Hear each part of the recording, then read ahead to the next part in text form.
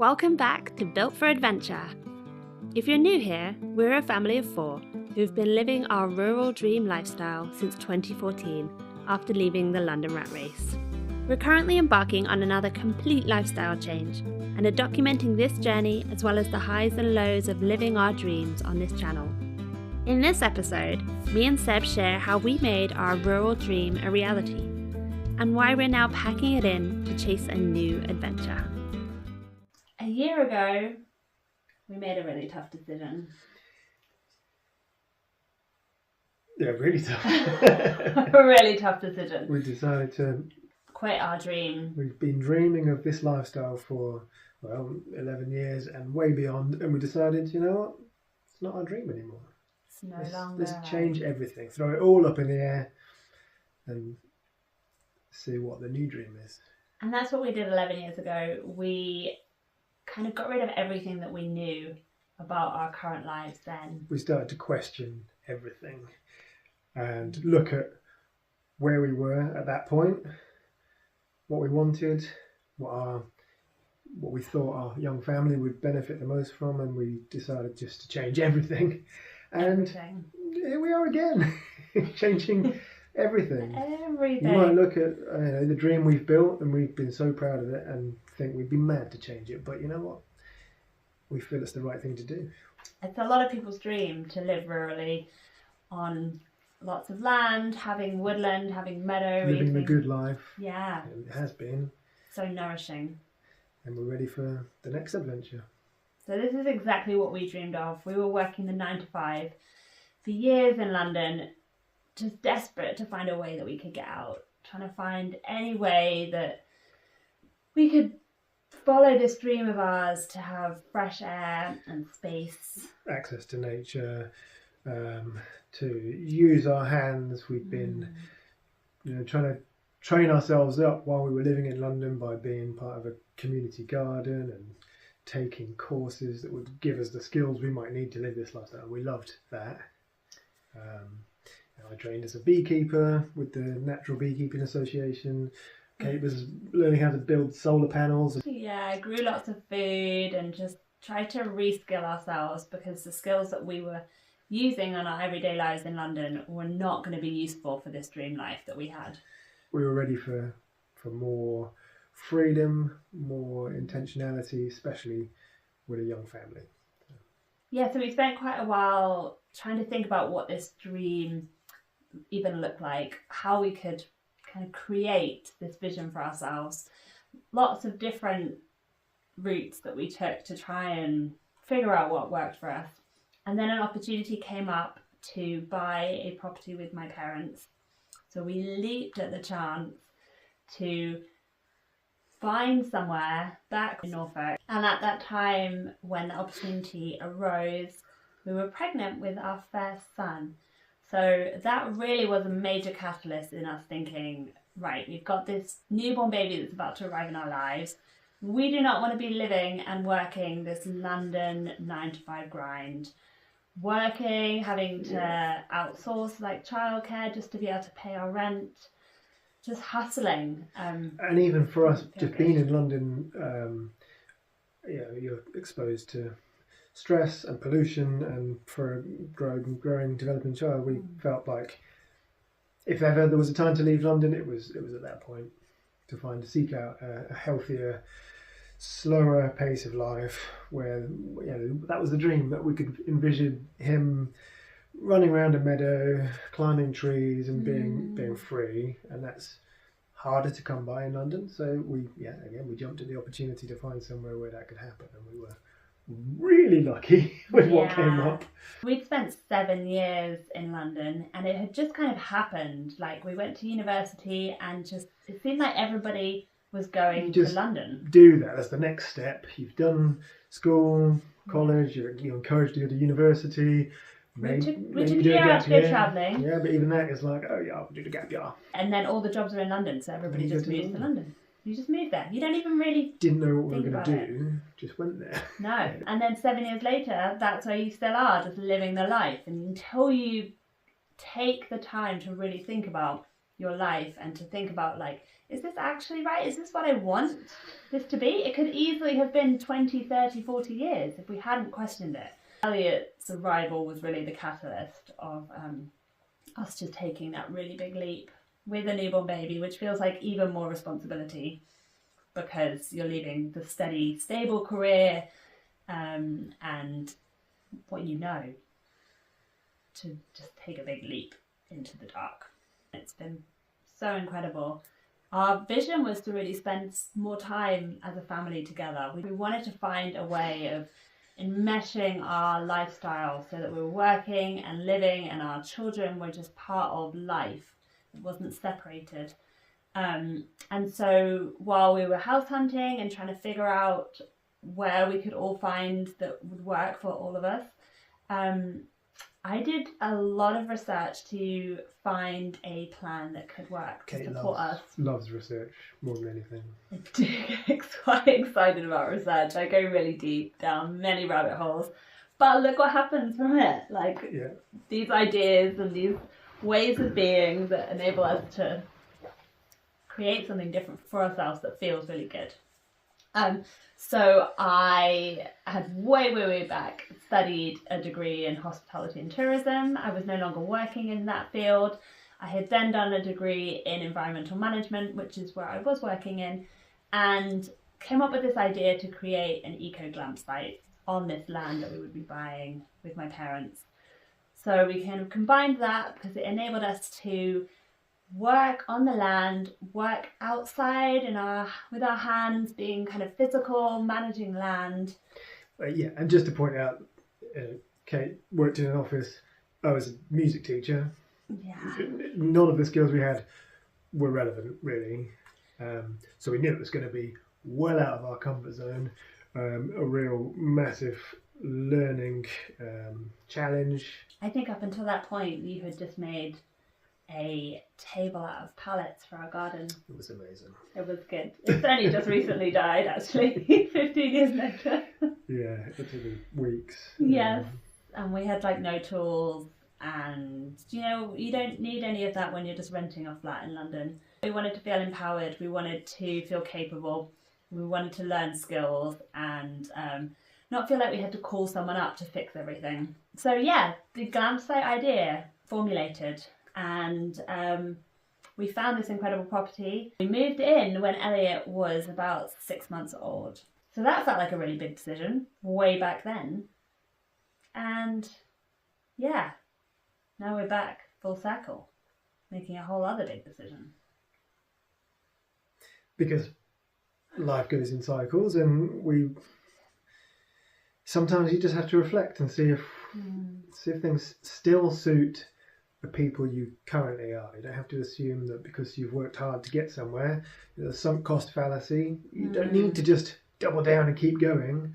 So what happened with us, we went away. One of the things we've always wanted to be able to do with the kids is to travel with them. So we had our first proper backpacking experience and it was incredible. And it really opened our eyes to the possibilities of that level of freedom and how inspired the kids were, how special that time and how connected we felt as a family. In running the glampsite, our season is kind of from spring to autumn, so we would take winter to go travelling. So initially for a while we went adventuring in our 80s camper van in the UK for a few winters, and then taking 2 months to go to Costa Rica when winters in the UK have a lot more storms, a lot more rain. And traditionally that's when your woodland management work is done, when things aren't growing. So there's more work to be done on the land at that point. So even though the glampsite is closed, and in that way we are free to then go away, but actually it's still tied to the land with all of the jobs that need doing. And that made us start to think, we're a little bit tied down. So we started to look at different ways that we could develop the glampsite into more things that were starting to align as more important in our life, like wellness was really important because that had changed a lot about who we were as people. This focus on wellness and personal development and just feeling really good in ourselves. And all of our ideas that we had, we felt this resistance to, and it was we wanted to try and keep the business interesting for us, because we've been running it for at least 10 years by the time we were kind of trying to find new ways of keeping it interesting. That's quite a long while to run a business. So we adapted the business over time, but it became clear that we had kind of fallen out of love a bit with running a glampsite. We loved our guests and we loved running the glampsite, but when we first envisaged it, it was as a way of working with the kids involved around us, connected to what we were doing. They'd come and polish cutlery with us when it was time to do changeover. They'd be in a sling while we were cleaning. And we'd go greet the guests, and they'd come out and hold our hands and pull the trolley for the guests when they were really little. And when they got a little bit older, they'd come and they'd be climbing a tree next to the yurt, and they'd be calling to each other, and we'd be busy working, and they'd be there. But then as they've got older, they don't need to. They can be a bit more independent, because we don't have to like watch their every step just to make sure they're okay. They don't have to be under kind of more supervision. So it felt like we were disconnected during that time. So that was not working to serve us in terms of the values that are so important to us, and the reason why we had initially gone in that direction with our dream lifestyle. We're spending less time together. Yeah. And then also because we live really rurally, they have loads of activities out and about, and none of them are within walking distance or cycling distance of our home. And there's no kids on our street. So we were becoming kind of chauffeurs. So we're either driving kids places and waiting while they do their activities, or we're working and they don't have to come along with us. They can be at a play date or be doing some of their learning and things in the house. And so even though we're still on the same property, it didn't feel quality time anymore. It didn't feel like the most effective way of living in alignment with our values. It had been, but at that point we realised it's okay to stop and look again at what the values were that drove us to make the decisions we did. Compare that with how our values had changed, and notice that it was no longer serving us. Yeah. And so that made us start to question what was. For us as a family, it's been really important from really, really early on to know what our family values were, so that we had these as like our guiding light to kind of direct our decisions towards, knowing that we were staying true to those. And then you can become so kind of focused on these values that it can be hard to re-look at them and reassess and realise that actually in this new season of life, maybe some of those are not serving us anymore. Maybe we're being tied down from kind of being who we are meant to be. Kids change as they get older.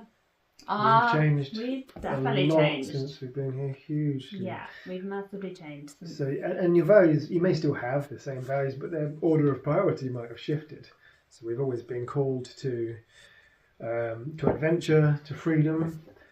But when your children are 0 to 5, 6, 7, the most important thing for their development is a sense of security, predictability and consistency, and you're providing that gives them a sense of safety. It reassures them that they, if they go off and explore and challenge themselves, they'll be safe to do so because their parents will be there to look out for them. It gives them that sense of belonging too. They know that they belong, where they belong, they feel at home. And it was really important to us that they felt at home in nature.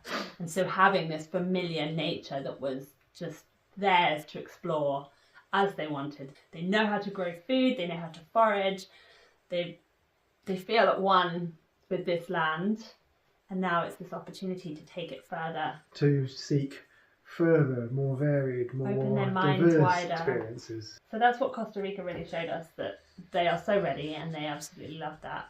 So a year ago, we sat down and had this really tough conversation where we realised that this idyllic dream lifestyle that we've created for our family is no longer our dream. We have a new dream with more adventure, more travel, and kind of releasing the responsibility of managing land. It's actually a real lot of work to manage 20 acres, right? Yeah. It's a 24-hour lifestyle. It is a 24-hour Yes. lifestyle, especially hosting guests as well, because they can call you up at any time. And it's been so incredible having guests on this land, but just mowing can take a lot. Grass apparently keeps growing. It Even keeps if you cut growing. it comes back again. You've Even got to cut in it like autumn again. and spring is just the maddest time to Trees. grow. It's incredible to experience. It's so wonderful to see just suddenly bare trees with leaves everywhere and grass everywhere and green. So we'd still absolutely love and see the value in appreciating nature, but we don't want to be the ones managing it. Yeah. There are other ways we could expend our energy and still get the benefits of connection with nature. So Yeah, that's still very important to us and our boys, because they feel at home in nature. I remember Elliot saying a few years ago that wherever there was a tree, he felt like he would be at home. And he just had this He'd be up foundation. He would be up it. He could feel that safety in that familiarity. Yeah, change is terrifying, and although we made that decision, it wasn't like we had a linear laid out plan of action. That's not how we do things. No, we just kind of threw everything up at that point and went, right, what do we want to keep? And so that's our next adventure, is trying to make sure all the bits that we want, everything we've learned that we really need to keep, we will. And the things that are extraneous, extras, unnecessary, or can be replaced and improved, then we'll release them, we'll let them go, and we'll try and find a new way of making it all work, because obviously we have to live in reality as well. So how are we going to make that happen? Yeah, that's all part of the adventure. It does feel scary to take a risk and release what we've created, this dream, but feels exciting. I feel like that's where it's good, where it feels scary and exciting. That's a good place to be. If it felt too easy, it wouldn't be right. Well, easy would be to stick with what we've done for the last 11 years. It's easier not to change, but we see ourselves as role models. We don't tell our kids what they should be doing. We try and show them. So if we expect from them courageous action, do things that scare you, challenge yourself, who are we to say that if we don't do it ourselves and do it with them while they're young and they're supported by us as their scaffold? We can do it with them, and we can show them how it can work, even if we have no idea how that looks just yet. The new plan is we've been converting a bus for the most of this year, since like April, and that's going to be our new home. So here's to the next adventure. Yeah, more things that we had no idea how to do, and we're figuring it out. So we'll be sharing the bus conversion with you, and then our future travels. See where it leads us. Living the new dream. Living the new dream. So don't let life just happen to you. Make it an adventure. I don't know why I did that. I don't need to do that. That's probably Punch me in the face.